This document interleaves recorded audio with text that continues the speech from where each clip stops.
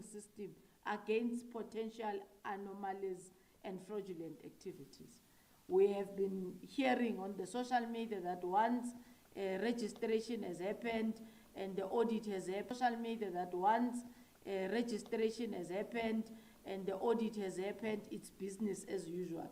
We are cautioning that the situation will not continue the same way. The qualifying criteria is also very specific, that the owner of the business must be a South African citizen operating within the borders of the country and serving local communities. The business must be registered with the local municipality in accordance with the relevant bylaws and have valid registration with SARS. Funding will prioritize entrepreneurs between the ages of 18 to 35, that is young people, with much emphasis on female-owned businesses. The Department of Small Business Development has started a process to create a NEF center with geo-mapping capacity to centralize data of the ownership and the rural economy. The ownership of data in the townships and in the rural economy. The national database of registered small business and spaza shops will strengthen our capacity to regulate the sector, but also to ensure that effective compliance to avoid the recurrence of future upgrades. And we have seen again in the media the confusion in our communities with regard to who has a right to own or could operate a small business. We would like to emphasize that the laws allow every shop owner who is a legitimate trader and meets the legal requirements to own a business in the Republic. You need to register a business and then trade. That allows people to do business in the country. So Department of Home Affairs will take into your legality, a small business, and will take into your business requirement regulation, the registration. Prior you can be authorized, including the municipal bylaw and everything. So this is a multidisciplinary task that will be led by Prof Joints in provinces, assisted by Net Joints, to ensure that we are all compliant. Of course, we are concerned about suggestions and allegations that some South Africans are assisting illegal foreign nationals to fraudulently comply with the requirements for registration. This is clear fronting, and we like to warn everyone who is involved in this illegal activity to stop.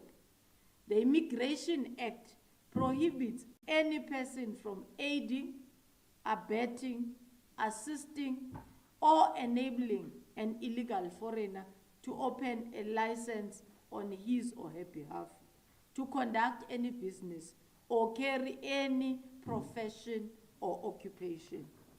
Landlords are obliged by law to ensure that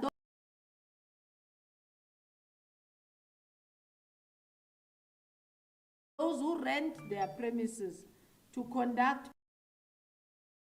business comply with the provision. Stories are also doing rounds on social media and other communication platforms about government officials who are allegedly involved in fraudulent and corrupt activities in the registration process of small business and spaza shop. The law enforcement agencies will clamp down heavily on extortionists who want to use this process to enrich themselves. And members of the public are urged to report any suspected corrupt activities through the National Anti-Corruption Hotline 0800 701 701. And I repeat it, it's 0800 701 701. We also want to appeal to the members of the public not to disturb the process of registration by blocking certain shop owners from participating in the process. This includes conducting unlawful inspections by members of the public. They are encouraged to report to law enforcement agencies so that we could follow the law and undertake those necessary inspections. Or other unauthorized bodies are also not allowed. Lawful joint inspections, as you would have seen, covered widely in the media and are ongoing across the country, led by the multidisciplinary teams comprising of experts and officials from various government departments, state bodies, and law enforcement agencies. And these inspections include the food value chain from manufacturing, wholesale, transport, and the retail sector to monitor and enforce norms and standards for food safety. Not only spaza shop, the whole entire value chain. In fact, spaza shops are towards the end of the distribution in terms of the value chain. For example, between the 8th and the 20th November, the Counterfeit, Contraband and Illicit Good Operation has seized various items, pharmaceutical products, clothing, estimated to around 4.9 million in the Western Cape and Gauteng provinces alone. The unit has also seized cash to the value of 417,000 and imposed fines for various contraventions to the value of 6,000.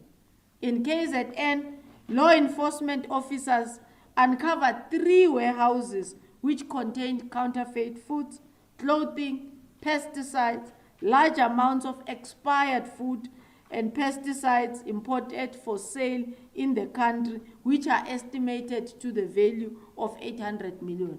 And some of you covered the story yesterday, members of the media, about one of these warehouses. In the Northern Cape alone, 25 spaza shops have been closed due to several reasons, which amongst others includes non-compliance, operating without valid licenses, poor hygiene practices. So our immediate concern is the delay in the release of the laboratory results. In this regard, about 15 million has been allocated towards the rapid testing suspected contaminated food as part of the efforts to improve the turnaround time in the laboratories where we test food. The multidisciplinary inspections, I've touched on them a little bit and I'm going to move a bit faster.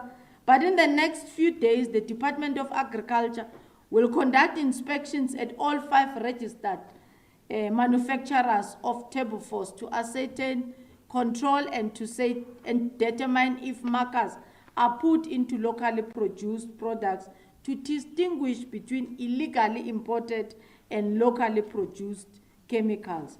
The department will also strengthen the work of the biosecurity unit and its efforts to support the control of the entry of products, organisms, and other harmful biological products at the ports of entry. We have also established partnership with the private sector on waste management, and this will involve covering the transportation cost of dangerous goods and contaminated foodstuff and treatment of disposal sites. In this regard, CropLife will provide its licensed vehicles for transportation of dangerous goods to a thermal disposal facility, while EnviroServe will serve and will be involved in transporting contaminated foodstuff to their legal landfill dump site. And we might have seen in our neighboring informal settlements in particular, where now food is just being dumped openly. We'll go and collect, and we're encouraging our community members not to consume food that is just disposed of anywhere. Our learners have also been most vulnerable and affected population group in this outbreak. And as a result, the Department of Basic Education, you might have seen, has already issued a circular to all provincial education departments and all schools on best practice protocols for preventing and managing foodborne illness diseases within school.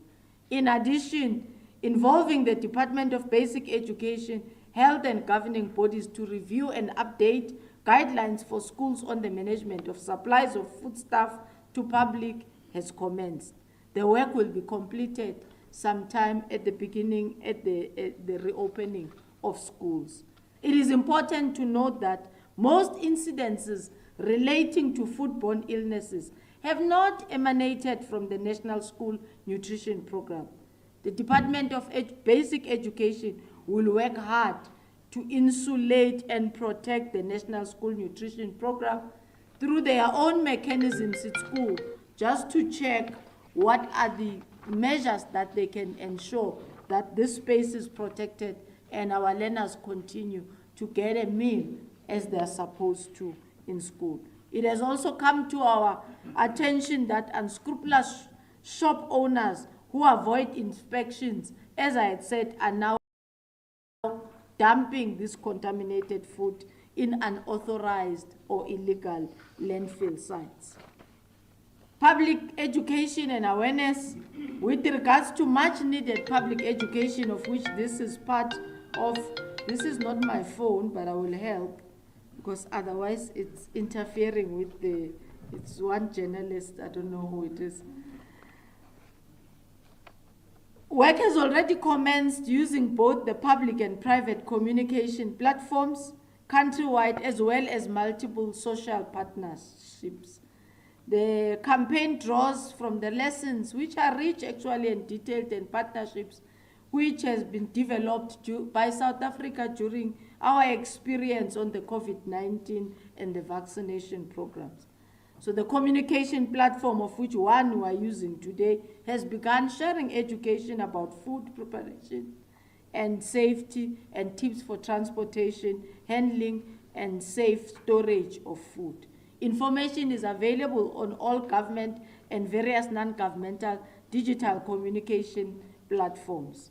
Over the past week, GCIS, through its provincial and district teams and their partners, have already been able to implement about 145 outreach activities, including communication activations and outreaches, as well as community media engagements. We are particularly grateful to the various organizations who are participants in the National Communication Partnership, who have come forward to partner with government in amplifying this education message. This initiative is led by the Consumer Good Council of South Africa and will roll out the education about food labeling and how to check if the food we are buying is fit for consumption. We appreciate such efforts to expand our communication efforts and call upon other social partners to join into this effort. In conclusion, let me remind South Africans that you see any fake expired food goods being sold in your community, please report this immediately to the National Consumer Commission, and the number is 012-065-1940. The National Consumer Commission is engaging mobile network operators to zero-rate the number so that it does not cost any money to the callers. We are concerned about the deliberate spread of false news and misleading information on social media, which has got the potential to cause public panic and confusion and incite violence. Thus, we urge members of the public to refrain from sharing unverified information. Misinformation can be reported at the National Helpline of 0800-012-332 or info@health.gov.za. In line with the outroll of net joints and prof joints, the President has already appointed district development champions who are part of the national executive, or ministers as we know them, and will comply jointly with prof joints to ensure compliance. DGs are also aligned to prof joints to start with immediate effect and ensure that they assist the provinces to set up the protocols that are needed for the verification and the auditing of all businesses, the registration to assist municipalities, and using different communication platforms. You will keep on being updated as members of the public to ensure that you are knowledgeable of the program in your province, your zone, your locality, and your ward, as we continue to make sure that we minimize and actually eliminate foodborne illnesses and illicit trade. Thank you very much. Thank you very much, Minister Smelane. We're now going to be taking the questions. So we'll start in the House. You raise your hand, you introduce yourself and the media house that you represent. And after we're done with the questions in the House, we will then allow the ministers to respond. Then the second round will be the online questions. Okay, I note. So I see only one hand so far. Okay.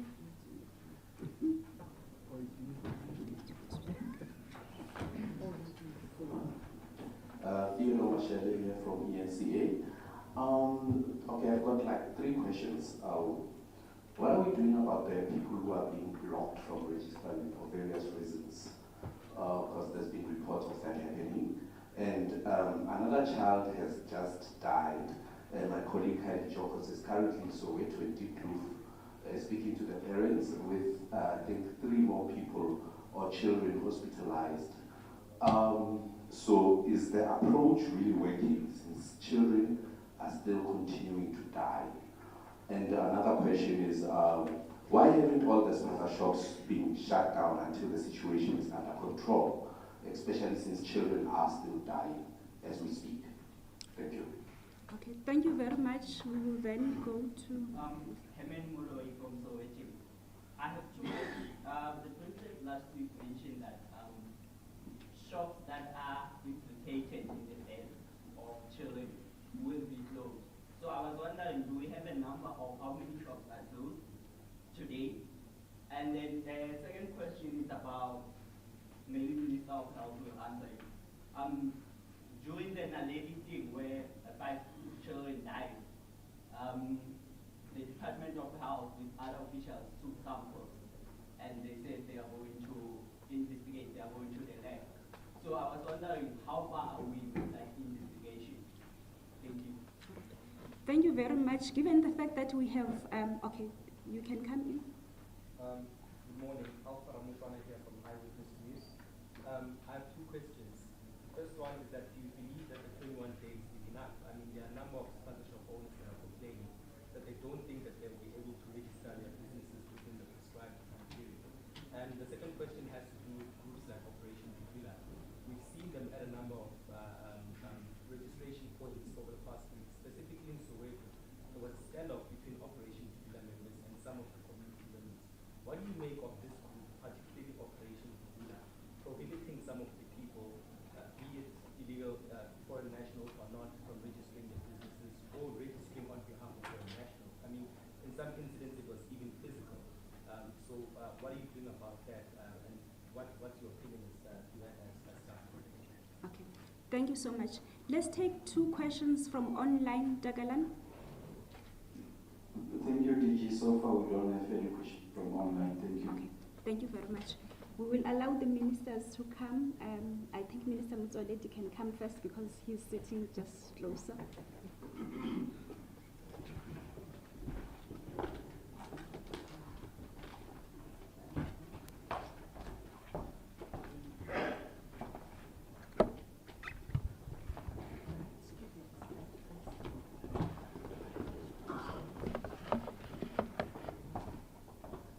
Thank you very much, Program Director. I think there are a few questions here which pertains to health, like the fact that 1 child has died and there are still people being infected, whether what we are doing is working. You are aware that we are still at the beginning. It is not envisaged that we will have been able to solve this problem in a short space of time. That's why the President announced that the death of any child who is 12 years or younger will become a notifiable condition, because in the past it was not. We have not even started making it notifiable because we need to follow certain rules. But the aim was to check whether this scourge of death from foodborne illnesses has stopped in the country. That's the reason why we are notifying. but we have not even started that notification. We still have other diseases that are being notified, but not this one, because the president has just announced it last week, and it has to go through processes of amendments and regulations. And we are very sorry that this is still continue. But the question is, why not shut all spaza shops until the problem is resolved? I'm sure you are aware that we have already announced that this organophosphate is widespread in our communities. It's not only spaza shops, unfortunately. It is sold at taxi ranks. It is sold at old age pension payout points. It is sold by hawkers in the street. It is sold in the trains. So it's all over. And I don't think there will be any need to target any one area. The statement read here by Minister Smelane says the Department of Agriculture is going to follow up on the 5 manufacturers of Tabifos to see through their processes where a leak could have happened, such that Tabifos gets into a community, whereas it was supposed to stay only in agriculture, in the fields. So that's one of the things that is still going to happen. On the issue of whether shops who are implicated will be closed down, as the president has said, when he said shops that are implicated, it means legally we must be able to tie that shop to a particular death. The fact that Tabifos was found in some of the shops, but you are not able to link it directly, it simply means you may close that shop, but you may not charge them because you can't link them directly. What am I talking about? When 84 spaza shops were inspected by various teams in Naledi, swabs were taken from the counter, from the food packing areas, behind fridges, where food is stored. And in 3 spaza shops, it was found to be positive. In other words, it was found that they've been Tabifos in that spaza shop on the counter. But you can't link it to any death until police or detectives are able to ascertain that one of the dead children actually bought food there. Otherwise, legally, you are not proving anything. You are just proving that this spaza shop has got Tabifos. You may close it for that reason. But charging them and taking action and going to a court of law, that might not hold. And that's the problem which detectives are still investigating. How far are we with investigating spaza? Yeah, I've already mentioned that the results are out. Out of all the 84 spaza shops that were swabbed, 3 proved to be positive, meaning proved to be there was a presence of Tabifos in those spaza shops. Operation Dudula, at the moment, is beyond my pay grade. I'll allow those who have got a higher pay grade to respond to that. Thank you, Minister Mutsoledi. I will call upon Minister Ndabeni Abrahams. I'll call on Minister SABC.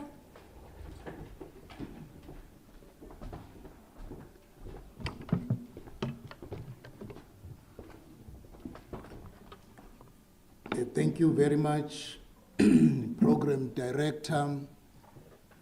Greetings to all honorable ministers, Deputy Minister, the DGs, all senior managers, National Commissioner, and the people of the media. I just want to respond to the question, what are we going to do to people who are blocking those who wants to go and register? Firstly, we want to appeal as a government to the people of South Africa not to take law into their hands. We know some of them might be driven of seeing something wrong done by South Africans assisting the foreign nationals to register the spaza shops. Even if Hlabisa can register a spaza shop, the system is not going to allow Hlabisa to give a spaza shop to be operated by a foreign national. A person who will be registered as the owner of the spaza shop is the one who must operate the spaza shop. If a person opts to allow another person to operate his or her spaza shop, will have to go back to the municipality and get the approval. So now, any fear that the system will be overridden by South Africans assisting foreign nationals, it's not going to work.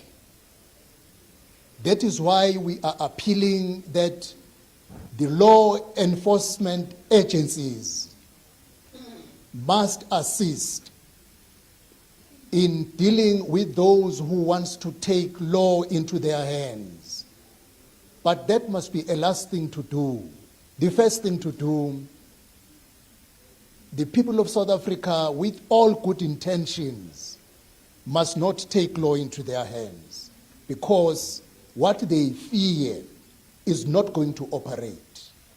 Is 21 days enough? It takes only 1 day, even not 1 day, to register a business. So 21 days is enough.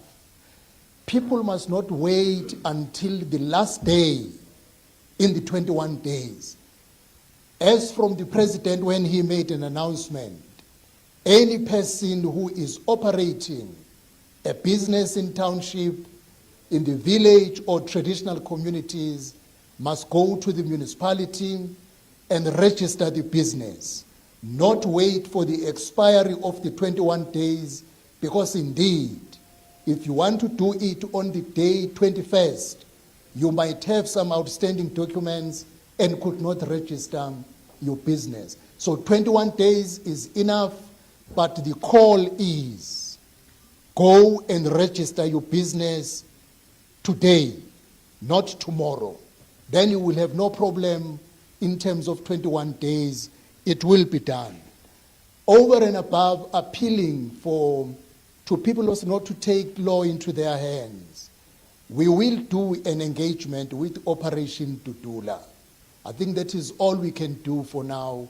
Engage them. We know their history when it comes to foreign nationals, but they must give the space to the government to do what is right in order to arrest this challenge. Thank you, Program Director.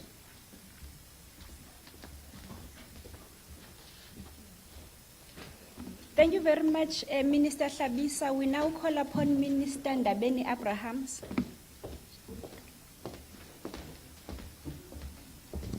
Thank you so much, DG, and good morning to the ministers, the DGs, the members of the media, and South Africans at large.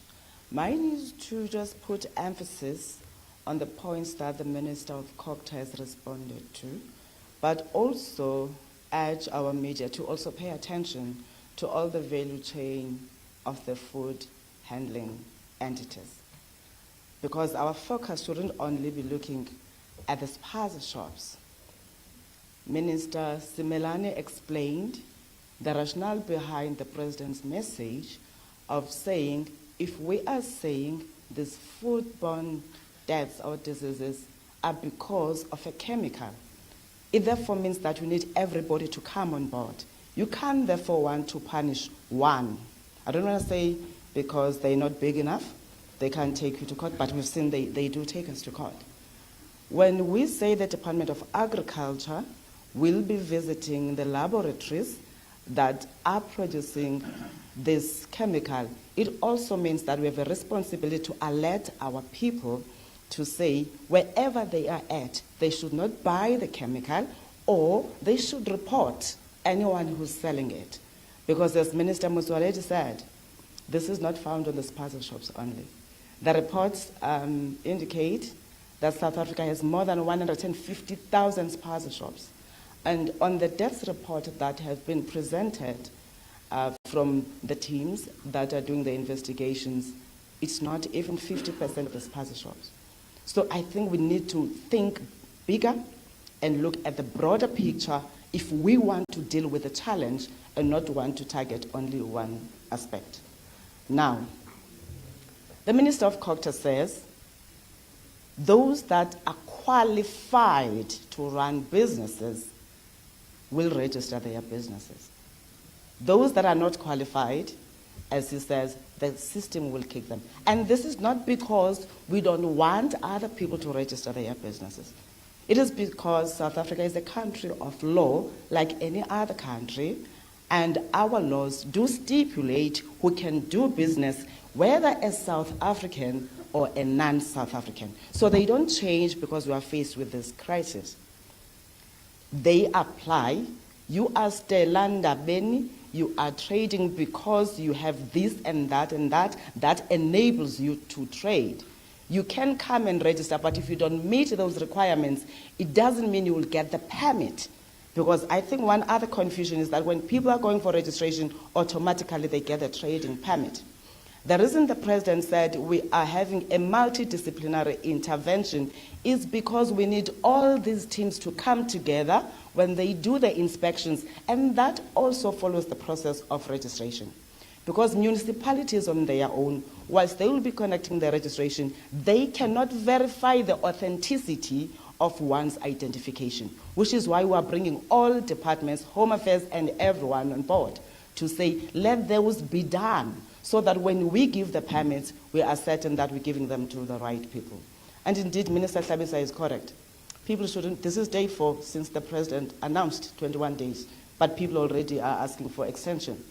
I don't know if because they believe they don't have documents, because if you have your documents, there's nothing stopping you to going and register. And we urge and appeal to all those that have documents to go and register their spaza shops. Remember, we are registering existing businesses. It's not only spaza shops. That's why we broadened even for the inspections that are there. So everybody running a business in the township, in the village, whether it's a butchery or whatever, a wholesale, you have a responsibility to go and register your business. And I believe that those people already have their documents. Those that still need to apply, they will follow the process that they have to apply.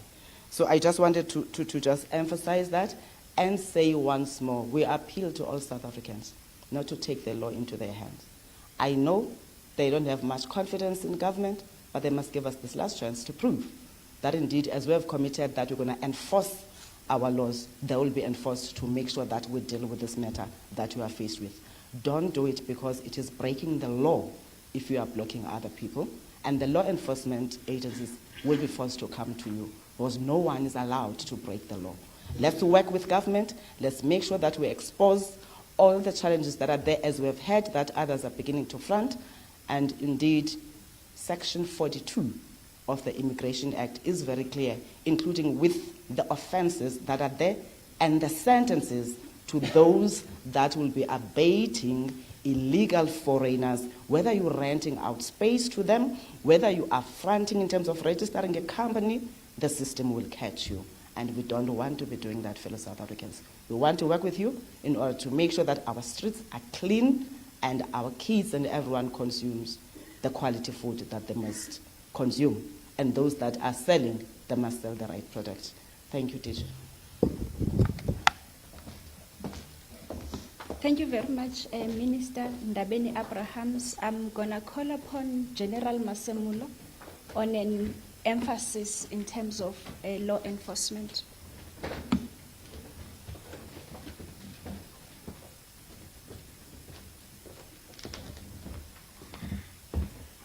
Thank you very much, DG. Morning, ministers, DGs, and everybody. From our side, we are part of the national joints, and we will be participating from the NAT joints, prof joints, and district joints.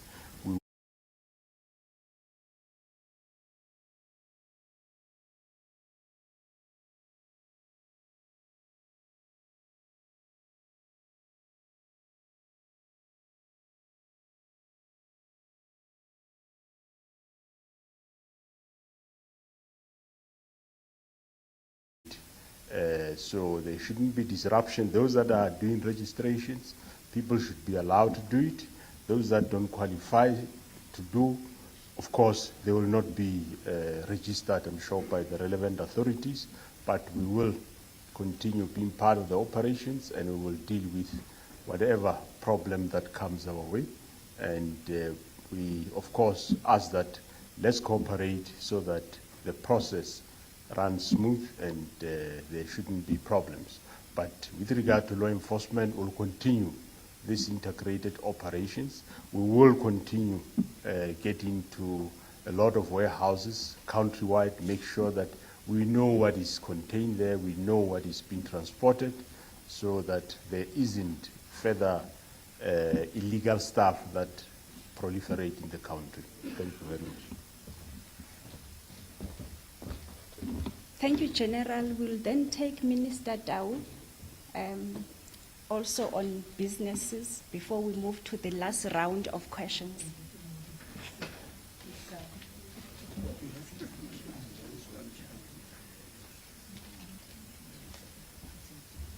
Thank you very much, DG, and good morning to ministers, DGs, and all the colleagues that are present this morning. Just to emphasize on a few issues that have to a large extent been covered. The first is, it is important that we ensure that those that trade in our environments are registered. And the reason it's important that people are registered, it is to ensure that those handling goods and food, firstly, comply with all rules and regulation in relation to storage, refrigeration, health standards. And so if you continue to register, you are operating outside the framework that allows government to execute its responsibility of ensuring compliance to the necessary standards that have been set. And that's part of the problem we have. It is the fact that we have people that are operating outside the regulatory framework and are handling goods, foods, and other substances that impact on people. And this includes, for example, compliance to expiry dates of goods and services. And the inspectors need to be able to go there, and they are able to hold you to account. And part of the licensing conditions is that you sell goods that are within the legal time frame. So it is important, and therefore, in our department, our role through the National Regulator of Compulsory Standards and the National Consumer Commission, we need to ensure that there's compliance in this regard. And we've been working very closely with the Department of Health and other agencies that have been involved in undertaking the inspections and enforcement throughout the country, so that you are able to protect people from consuming goods that do not fall within the regulated system. So yes, we're dealing with the issue of poison, but there are other issues that we have to deal with in terms of compliance that are important. So that's the one part. It's about regulation and enforcement. The second issue, of course, is in relation to ensuring that people have enterprises, but these enterprises in the townships, in our rural areas, do not have the appropriate support mechanisms to enable them to thrive as enterprises.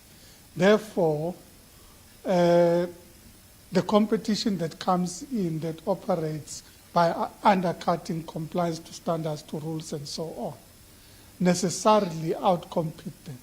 Because if you sell goods that are expired, you probably bought them at a discounted rate and are able to outcompete people that meet the necessary standards. So when you are registered, it is possible for us to provide the necessary support mechanisms, and we've committed jointly and led by the Department of Small Business Development under Minister Ndabeni Abrams, we've committed to establish a fund that would provide different levels of support to these enterprises. And that fund would ensure that, firstly, there is just generally the hygiene and compliance issues. the furniture and all the requirements that enable proper trading and controls. So we'll be able to provide that support and would be engaging with entities that are registered with our respective departments, and we've supported to build companies in these sectors to be able to provide this service. We'll also ensure that people are able to access stock, but we're not going to be transferring money into individual accounts of individual enterprises. So we will work through the wholesalers and other implementing mechanisms that are in the provinces to be able to ensure that people have access to stock, so that they're able to access stock and are financed with regards to access to stock. And this would include blended financing at different levels. Part of it would be through a grant facility, part of it would be through a concessional loan facility, so that people are able to access stock, but also because we're aggregating with the wholesalers, they are able to get it at cheaper prices without having to undercut the system, because we need to mitigate it in a manner that appreciates what the challenge is on the ground, that people are undercutting the system and therefore able to sell cheaper.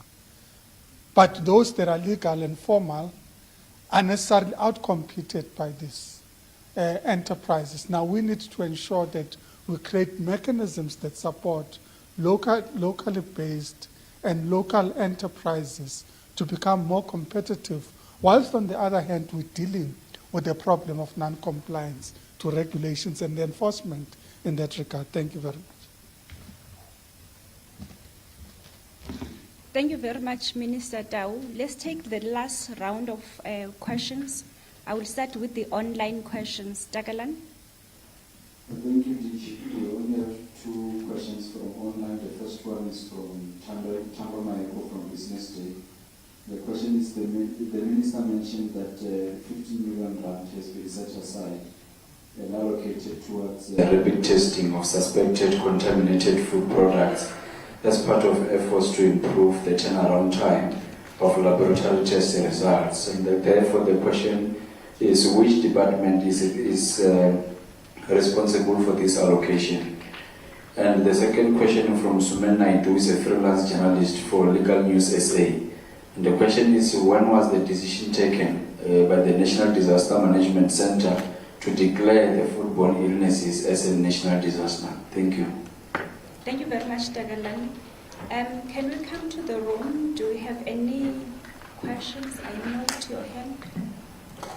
Veronica Mahodia from Newsroom Africa. I just want to know, perhaps, General, you could answer if there has been any arrest at all, first with the incident in Naledi, or perhaps anyone responsible for the 23 children who have passed away in Gauteng alone, and perhaps from the health inspector side, if we can get clarity on the proposed changes to the health inspectors' functions falling under the Department of Health, and how soon these amendments will come into place.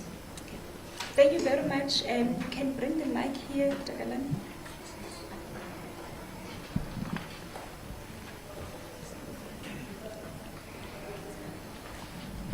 Thank you and good morning all. It's Onsu Mutsepe from Kai News. I too am concerned about the 21-day period because of what I saw at a service center in Jabulani in Soweto. Officials there had put a notice that registrations are suspended until further notice, and this is because of the picket that was led by Operation Dudulan residents. When I spoke to the officials, they couldn't give me a time as to say how long the registrations will be suspended for. And I understand that all shop owners in Soweto use that service center to register their businesses. So I'm concerned that not only is the 21-day period that they've been given limited because of the suspension, but also that there'll be a backlog, because when it officially opens, then the spaza shop owners will come to register, but there won't be enough time. And you also raised an issue as to say people might have to go back because maybe they have incomplete documents and whatnot. Do you not think that maybe a government official now needs to go to that service center to deal with this picket? I also saw police officers, traffic officers, and the Amapanyaza, sorry, I can't remember the official term, being chased away by angry residents, and they left.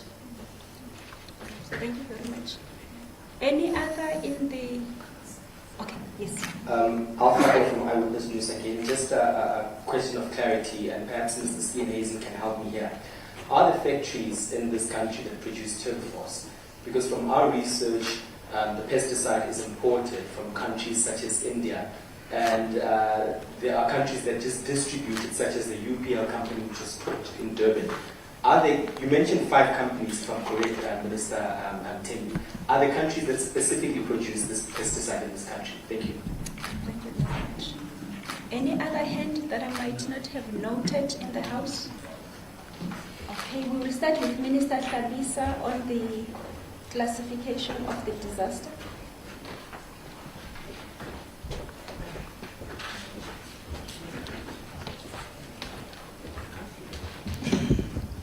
Thank you very much, DG and colleagues. As I had greeted before, the classification was done on Tuesday, the 19th of November.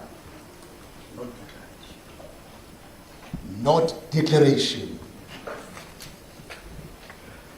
The next step now, we are in the process of doing due consideration for the declaration of a disaster. The classification helps to activate all structures, all departments to start taking actions in relation to the challenge on hand. So it is sufficient as a base. But if you want to escalate the response, you go to a declaration of a disaster. It has far-reaching implications because you need to mobilize soldiers, you need to go wild if you want to go to a stage of a disaster. But in terms of our program as COGTA, we are working towards the declaration of disaster, but we are being guided by the developments and all necessary steps that must be made before you declare national disaster. It is in our attention, and if it has to happen, it will happen very soon. 21 days, coming back to the issue of 21 days. Yes, the disruption as yesterday is noted. As I said, the law enforcement agencies will be on board to ensure that anyone who is preventing people is firstly engaged not to do so, but if no cooperation, the National Commissioner has spoken, then they will have to act. I indicated that at a personal level, we will engage Operation Tutula leaders, that yes, they might be feeling very strongly, but they should not take law into their hands. It should not take the remaining days to see disruption going on non-stop. It will have to be stopped in a way. But we need to engage because we do not need to fight over this matter because we are addressing it. The concern of people who are running businesses illegally, not documented, not paying what is due to SARS is going to come to an end without necessarily involving physical fight, but putting the law into action as we have, as the President has outlined when he made the statement, the announcement. On the question of people having no documents sufficient, it is a responsibility of a person. You do not need something that you have to struggle to get. Firstly, you must be a documented person in South Africa.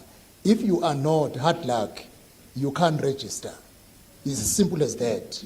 Whether it's 2 days or 21 days or 5 days, if you are not documented, you are just not documented, you don't qualify.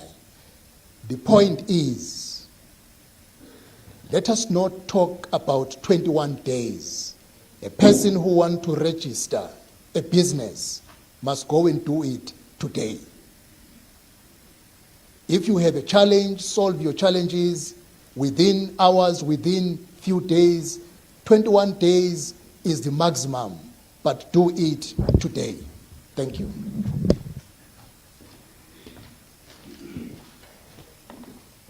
Thank you very much, Minister Hlabisa.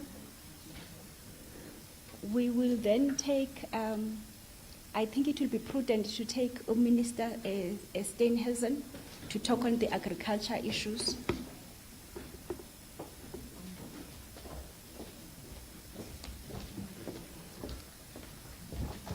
Thank you very much to the DG. Thank you very much to the colleagues that are here this morning, and of course to the media. In terms of turbifos, there are 6 licenses granted in South Africa for the manufacture and distribution of it. Only 5 of those are active. They are all under strict supervision and strict licensing obligations and strict supply chain management conditions. The Department of Agriculture has inspectors in each of the 9 provinces that conduct inspections on the supply chain, from shops and agricultural co-ops that are authorized to sell it, to make sure that it is being properly sold and distributed to the right people. It is what's classified in the agricultural sector as an RUP, a restricted use product. Turbifos is a highly effective agricultural pesticide. It's used extensively in South Africa in the citrus, in the maize, and in the potato industry. And it's precisely because it is so effective that you've seen an abuse of it now being utilized at a residential or civilian use. I want to stress this product is not meant to be utilized by people who are not licensed, certified, or authorized to be able to use it. It is strictly for agricultural practitioners, and it should not be utilized in any way, shape, or form by any private citizen for any use other than the authorized agricultural use. We're obviously engaging with the variety of the manufacturers, the 5 of them. We're also working closely with CropLife, who have been conducting independent laboratory tests on the samples that were found during the raids on the variety of spaza shops. It is my view and my opinion, and I imagine it will be confirmed shortly, that the turbifos that has been found in the South African spaza shop situation, as well as in some of the other shops, does not emanate from local manufacturers. If one looks at the pictures of what has been found in the spaza shops, it differs quite significantly from the color and texture of locally produced turbifos. What also heightens the suspicion that this is turbifos that's coming in from a neighboring country, and that is yet to be determined which one or ones, is that in many instances it's been found with aldicarb. Those are the straws that were found, you may have seen in a variety of the pictures. Aldicarb was banned in South Africa for production or distribution in 2016. So the fact that aldicarb is now being found together with the turbifos in these inspections is a very clear indication that there is a high likelihood that the turbifos that's being found in these instances is coming from external sources to South Africa. Obviously, that remains to be clarified by the independent laboratory tests, but I imagine those should be out shortly and will be able to give us a further direction. This then begs the question about how we improve biosecurity in South Africa. Biosecurity in South Africa to date has not been treated as a major priority. And if one looks at other countries around the world, they take biosecurity very, very seriously. They do not allow products, organic materials, and other materials to come through their ports of entry, whether it's fruit and meat coming through airports and other ports of entry, or whether it's import of chemicals and other matters. And that is why one of the key action steps that's outlined in the document that has been shared with all of you today is the reinstatement of the Biosecurity Hub, which will bring together in a multi-agency approach the Border Management Authority, the SAPS, the SANDF, as well as the Departments of Agriculture, Health, and other relevant departments, so that we can start to improve biosecurity across South Africa, not only at a farm gate level, but also across the country.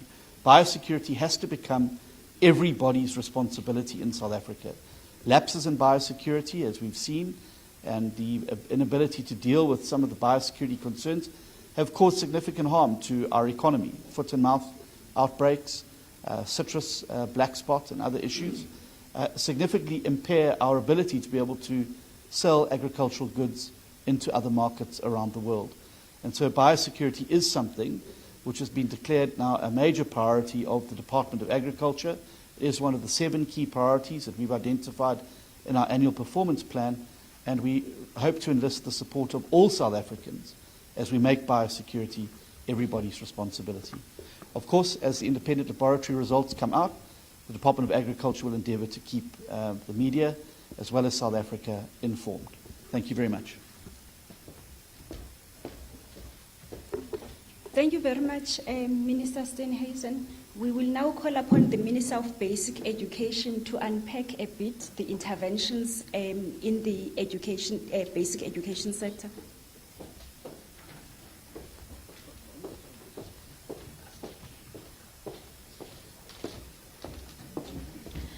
A very good morning, colleagues, and good morning to my colleagues, fellow ministers. The Department of Basic Education has a significant role to play in the sense that a number of the children who have died over the past several weeks have been children of school, who are of school-going age. We have done a lot of inspection in terms of the school nutrition program to figure out whether or not that school nutrition program has been compromised. And we have found that a lot of the cases where children have died, these cases have not emanated from the school nutrition program. And so we have looked even at the incident that took place about 2 weeks ago, where a number of children fell ill due to SAMP that they ate at school. We looked into that and we realized this was not linked to any of the foodborne illnesses or the poison. However, we are also mindful of the fact that children are buying snacks that are taken into schools, and these are shared, and so that's why we have to be part of this multidisciplinary effort. In addition to this, one of the things that we are doing, I'll be gazetting and moving to ban the use of insecticides and pesticides on school premises. As Minister Steenhuisen has said, these kind of pesticides are for industrial and agricultural use. There is no reason for them to be in the premises of our schools, even the schools that do store food for the school nutrition program on their premises. In addition to this, we are also taking further steps and guidelines to guide provinces on how to make sure that food in schools is protected from any kind of really foodborne illnesses. Number 2, we are also making sure that we are insulating the school nutrition program. Ours really is the priorities to make sure that that school nutrition program, which feeds 9.7 million learners every single day, is protected from being compromised, because we want to make sure that those who are food handlers, those who are distributors of the school nutrition program are adhering to very, very strict guidelines, so that we can make sure that we are able to still give and provide meals to learners every single day. And so we are confident that we have guided the provinces enough, we've guided the schools enough, and we are hoping that we can continue insulating the school nutrition program from any further contamination. And of course, we are working together with other ministers to make sure that we do our part in terms of doing what we can at a school level. Thank you, TG. Thank you very much, Minister Kwahube. We will now call upon General Masemula to talk about the arrests and the emphasis in terms of us being law-abiding citizens. Thank you very much, DG. Regarding the death of children at Soweto, there is no arrest. What we do is when such an incident happens, we open an inquest. That's the law in South Africa, where there is no direct correlation to say exactly who killed a person, whether there was intention, yes or no. We open an inquest, The inquest is investigated. From there, it's taken to the prosecutor. Then the inquest court will sit, decide whether is there anybody liable for the death of the specific person. If the inquest court find to say yes, so and so is linked, then the inquest change to a murder. Then that's when we will then investigate and arrest somebody. For previous cases of last year or so, I know there is 3 arrests in the country, but some of this, for now, regarding the Soweto and any other places in the Republic, because not only Soweto where the children have died, those cases are registered as inquest, and they are under investigation, and the inquest court will decide at the end of the day after the investigation. Thank you very much. Thank you very much, General. Thank you very much to all the ministers, the Director Generals, the heads of the institutions, our partners, the media, and the whole public. We call into action that it is all our responsibility to ensure that we curb these foodborne illnesses, because it is in our hands to make sure that we educate ourselves and our children and make sure that we buy responsible, and those who are trading, they trade responsible. We have come to the end of the media briefing session, and we thank you very much. Thank you.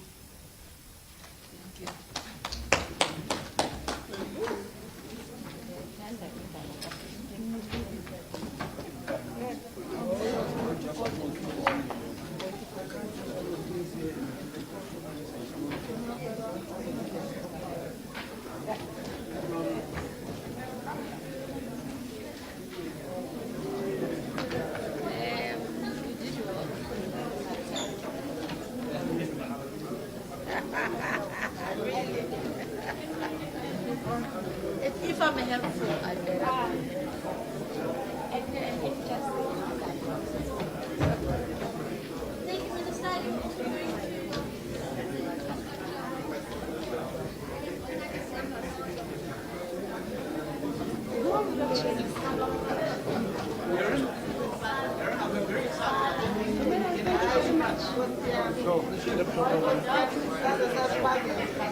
Thanks, man.